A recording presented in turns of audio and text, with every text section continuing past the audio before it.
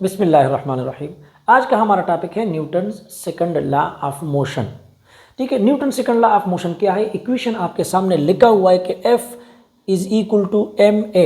इस इक्वेशन को हमने डिराइव भी खुद करना है और इसको समझना भी है कि इसका मतलब क्या है, इसका डेफिनेशन हम कैसे इस छोटे से इक्वेशन से लिख सकते हैं। आपको कोई चीज़ याद करने की ज़रूरत नहीं है, आपको सिर्फ और सिर्फ समझने की ज़रूरत है। और आज हम एक काम करते हैं, हम न्यूटन को साइड पे रख लेते हैं, हम खुद न्यूटन बन जाते हैं। ठीक है, हम न्यूटन हैं, आप न्यूटन बन जाओ, मैं आपसे पूछूंगा और आप मुझे ये इक्वेशन डिराइव करके दोगे। आप बोलेंगे सर कैसे? तो देखते हैं। याद रखें कि न्यूटन अगर इक्वेशन को हम देखें तो हमें तीन चीज़ों का ताल्लुक आपस में नज़र आता है, यही हम देखेंगे। मैं आपसे पूछता हूँ कि ये आपको एक डाला नज़र आ रहा है, वेरी गुड। आप बोलेंगे सर तो मैं क्या करूँ? आप ऐसा करें, इसका मास चेक करें। इसका मास है 1 kg, हमने उसको 1 kg लिया हुआ है। आप बोलेंगे सर इसका तो मास 1 kg नहीं होता, ये बच्चों वाला ट्रक है। ठीक है, तो ये बच्चों वाला डाला है, तो इसका मास फॉर एग्जांपल 1 kg है और इसको हमने कांस्टेंट रखा है क्योंकि हमने रिलेशन अब फाइंड करना है एक्सेलरेशन और फोर्स का। मैं आपसे पूछा हूँ भाई इसका एक्सेलरेशन कितना इसमें पैदा होगा? आप बोलेंगे सर फोर्स तो अप्लाई करें ना, मास तो आपने बता दिया है, एक्सेलरेशन पूछ रहे हैं तो फोर्स भी बता दें कि फोर्स कितना अप्लाई हो रहा है, क्योंकि एक्सेलरेशन तब पैदा होगा जब फोर्स अप्लाई होगा, नेट फोर्स। हाँ सर ये तो हमने न्यूटन फर्स्ट लॉ में पढ़ा था। हाँ यही बात है कि तमाम चीज़ों की मोशन को समझने के लिए न्यूटन के तीनों लॉज को समझना ज़रूरी है। देखते हैं, यहाँ पर एक बंदा आ जाता है और वो क्या करता है कि इस गाड़ी को धक्का लगाना शुरू कर देता है और मैं आपको बोलता हूँ कि भाई आप पूछ रहे हो कि फोर्स कितना अप्लाई हो रहा है, तो मैं आपको बता देता हूँ कि फर्स्ट केस में ये बंदा फोर्स अप्लाई कर रहा है। आप समझे कि 1 न्यूटन फोर्स इसने अप्लाई किया, तो मैं आपसे पूछता हूँ कि भाई एक्सेलरेशन बताओ। आप ऐसा करते हो ना, आप कैलकुलेट कोई नहीं कर रहे हो, आप देख रहे हो कि भाई बंदे ने जब धक्का लगाया, पहले गाड़ी खड़ी थी, एक्सेलरेशन 0 थी, वेलोसिटी 0 थी, लेकिन जब इस बंदे ने धक्का लगाया तो गाड़ी की वेलोसिटी में चेंज आया, 0 से ये इसकी वेलोसिटी बढ़ी और 1 सेकंड के बाद इतनी इसकी वेलोसिटी कितनी थी, चेंज कितना आया, वही इसका एक्सेलरेशन होगा। और फॉर एग्जांपल आपने कैलकुलेट किया कि भाई 1 सेकंड के अंदर इस गाड़ी की रफ्तार वेलोसिटी 0 मीटर से चली गई 1 मीटर पर सेकंड स्क्वायर पे। तो आप बोलेंगे सर जी ये जो आपने फोर्स अप्लाई किया है, एक बंदे से धक्का लगवाया है 1 kg मास पर, इसमें एक्सेलरेशन पैदा हुआ 1 मीटर पर सेकंड स्क्वायर्ड। Very good. अब एक काम और करते हैं, मैं कहता हूं कि भाई अब 2 बंदे आ जाते हैं, एक बंदा इसके साथ ही और भी आ जाते हैं, वो भी धक्का लगाता है। ठीक है, इस गाड़ी को हम दोबारा खड़ी कर देते हैं। ठीक है, और 2 बंदे आके अब धक्का लगा रहे हैं और ये फोर्स डबल हो जाता है। अब 1 न्यूटन की बजाय जो फोर्स दूसरी केस में अप्लाई हो रहा है वो है 2 न्यूटन। और मैं अब आपसे पूछ रहा हूं कि भाई इस फोर्स के नतीजे में जब 2 बंदे धक्का लगा रहे हैं और फोर्स मैंने डबल कर दिया है, मास हमने कांस्टेंट रखा है। जब हमने 2 चीज़ों का रिलेशन फाइंड करना हो, फोर्स और एक्सेलरेशन का, तो तीसरी चीज़ को हमने कांस्टेंट रखना होगा, वरना उस पर इन दोनों पर असर पड़ेगा। ठीक है ना, इसलिए बोलते जब 2 बंदे बात कर रहे हो आपस में, तीसरों को बोलना नहीं चाहिए ताकि वो दोनों आपस में मामला सेटल कर ले, उसके बाद में तीसरा बंदा कुछ काम करे। ठीक है, तो हम भी यही करेंगे। तो देखते हैं, मैं इसको 2 बंदे मैंने लगा दिए, उन्होंने धक्का दिया, मास वही है। अब आपने नोट किया यार, पहली सूरत में तो 1 सेकंड में वेलोसिटी 0 से चली गई 1 मीटर पर सेकंड पे, लेकिन दूसरे केस में जब 2 बंदे आ गए, फोर्स बढ़ गया, तो यार वेलोसिटी बहुत ज़्यादा तेज़ हो गई। यानी अब वो गाड़ी 1 सेकंड में 0 मीटर पर सेकंड से उसकी वेलोसिटी बन गई 2 मीटर पर सेकंड स्क्वायर। यानी वेलोसिटी बन गई 2 मीटर पर सेकंड और एक्सेलरेशन जो आएगा वो 2 मीटर पर सेकंड स्क्वायर आएगा। तो आप बोलेंगे सर ये दूसरे फोर्स के लिए जो एक्सेलरेशन पैदा हुआ, इसको हम A2 एक्सेलरेशन नंबर 2 बोल देते हैं, और ये एक्सेलरेशन हो गया 2 मीटर्स पर सेकंड स्क्वायर्ड। कुछ समझ आया? मैं आपसे पूछता हूं कि मुझे ये बताओ कि ये फोर्स जो हम अप्लाई कर रहे हैं, net external applied force on this डाला, ऑन दिस कार, उसका ताल्लुक एक्सेलरेशन के साथ क्या है? डायरेक्ट है या इनवर्स है? डायरेक्ट का मतलब ये होता है कि अगर एक चीज़ को हम बढ़ाएंगे कि दूसरी भी बढ़ेगी। इनवर्स का मतलब है एक चीज़ को बढ़ाएंगे तो दूसरी कम होगी। तो जब हम फोर्स को बढ़ाते हैं तो क्या एक्सेलरेशन में कमी आती है या इजाफा आता है? तो आप बोलेंगे सर जब फोर्स 1 न्यूटन था एक्सेलरेशन 1 मीटर पर सेकंड थी, जब फोर्स 2 न्यूटन हो गया तो ये 2 मीटर पर सेकंड। तो कॉमन सेंस वाली बात है, मुझे समझ आ गई। जितने आप ज़्यादा फोर्स अप्लाई करेंगे, जितना ज़्यादा बंदा लेके आएंगे कि ये गाड़ी की एक्सेलरेशन इतनी ज़्यादा होगी।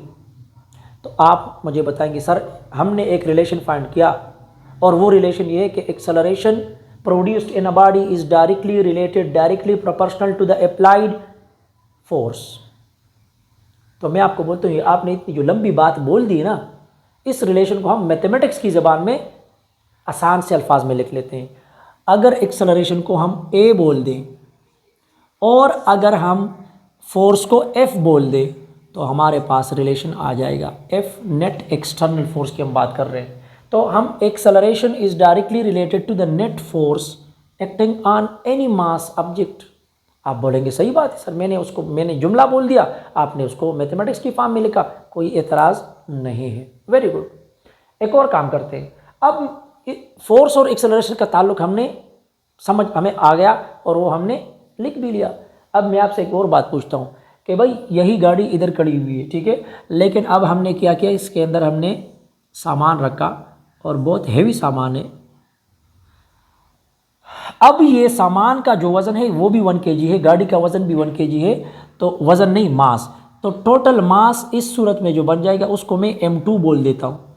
देखे ना, पहली सूरत में जब हम बात कर रहे थे हमने मास को कांस्टेंट रखा था। अब हमने मास को छेड़ दिया, अब हमने मास बना दिया m2 और वो है 2 kg, क्योंकि अभी गाड़ी में सामान भी 1 किलो आ गया। अब हम क्या करेंगे, अब हम ये दोनों सूरतों को लेते हैं, ठीक है, कि भाई इसमें एक्सेलरेशन कितना पैदा होगा, इसमें एक्सेलरेशन कितना पैदा होगा। तो आप बोलेंगे सर फोर्स कितना है। मैं बोलता हूँ कि भाई फोर्स उतना ही है जो पहले मैंने लगाया था पहली सूरत में, केस वन में मैंने फोर्स 1 न्यूटन अप्लाई किया था, लेकिन उस वक्त मास 1 kg था, एक्सेलरेशन 1 मीटर पर सेकंड स्क्वायर पैदा हुआ।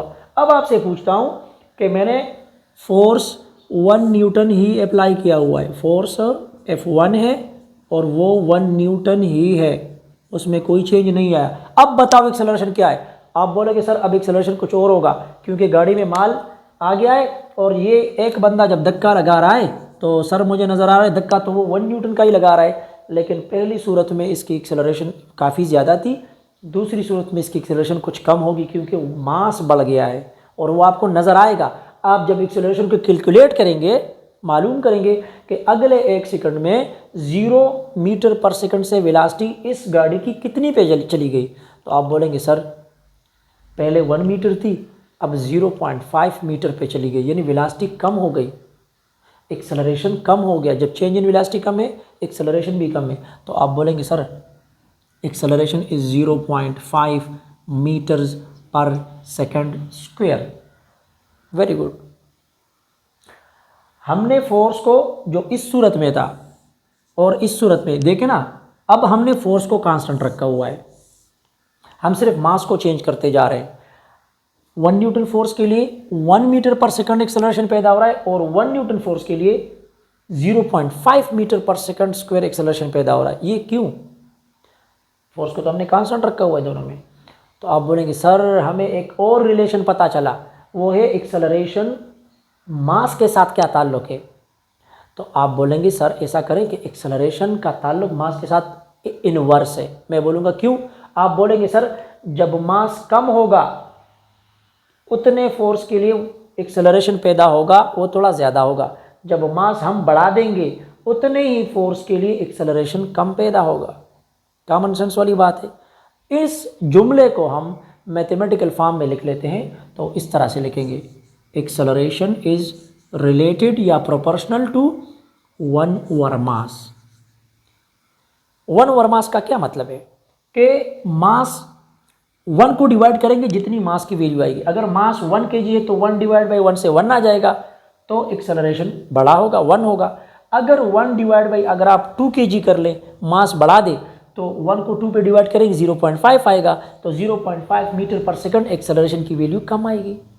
अब समझ आ गई कि ये इन्वर्स रिलेशन है। मास को बढ़ाएंगे तो एक्सेलरेशन कम होगा और मास को कम करेंगे तो एक्सेलरेशन बढ़ेगा।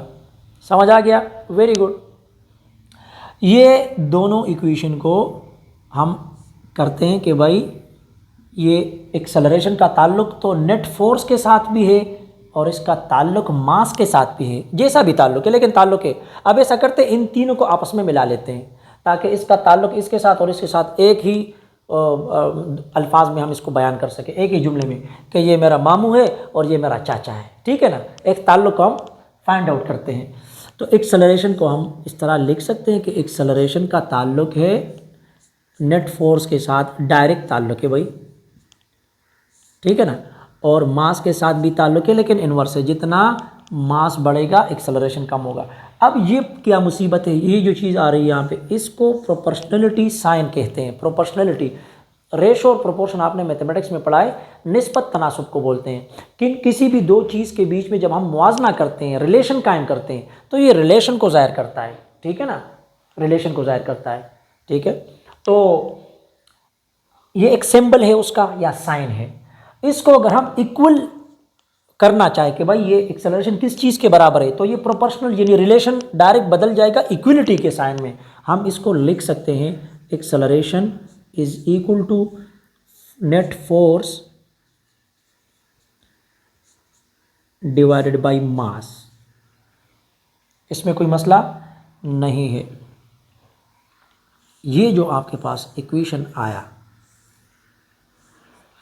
ये न्यूटन सेकंड लॉ है, लेकिन चूंकि अभी ये न्यूटन ने नहीं डिराइव किया, आपने किया है, तो आपका जो भी नाम है आप उसको उस नाम के साथ जोड़ के सेकंड लॉ बोल दें ऑफ मोशन। समझ आ गई?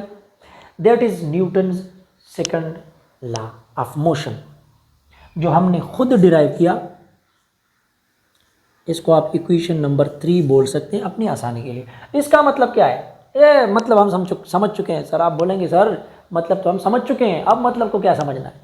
चलो एक नज़र देख लेते हैं कि the acceleration produced in an object is directly proportional to the force, net external force acting on the object and inversely proportional to the mass of the object. इसको थोड़ा मजीद अच्छे अल्फाज में अगर डिफिनीशन आप लिखना चाहें तो आप बोलेंगे कि sir when ever a net external force acts on a body, this force will produce acceleration in that body in the direction of the force. Acceleration किस सिमत में होगा? जिस सिमत में फोर्स अप्लाई हुआ है। ऐसा नहीं कि फोर्स आपने इधर अप्लाई किया और एक्सेलरेशन उधर पैदा होगा, नहीं होगा ना। तो in the direction of applied force and this acceleration is directly proportional to the applied force and inversely related to the mass of the body, या inversely proportional to the mass of that object. जितना वजन या मास ज़्यादा होगा acceleration कम पैदा होगी। And that is Newton second law. मैंने कोई डिफिनीशन लिखा नहीं है, लेकिन ये है ना, ये कूजा है, इसमें हमने दरिया को बंद किया हुआ है। इसमें से आप कोई भी एक्सप्लेनेशन, कोई भी डिफिनीशन निकाल सकते हैं। That is the concept of Newton second law of motion. अगर आपको कोई कन्फ्यूजन है, कोई आपका क्वेश्चन बन रहा है न्यूटन फर्स्ट लॉ से, सेकंड लॉ, कोई भी मैथमेटिक्स या फिजिक्स के हवाले से आपको इशू आ रहा है तो आप पूछ सकते हैं। इंशाल्लाह मैं कोशिश करूँगा खुसूसन फिजिक्स के हवाले से कि आपके जो भी डाउट्स हैं उसको मैं क्लियर करता जाऊँ। दुआओं में याद रखें, और अगर आपको वीडियो पसंद आए तो इसको लाइक करें, दोस्तों के साथ शेयर करें, और कमेंट में अपने ख्यालात का इजहार आप कर सकते हैं। Thank you. अल्लाह हाफ़िज़।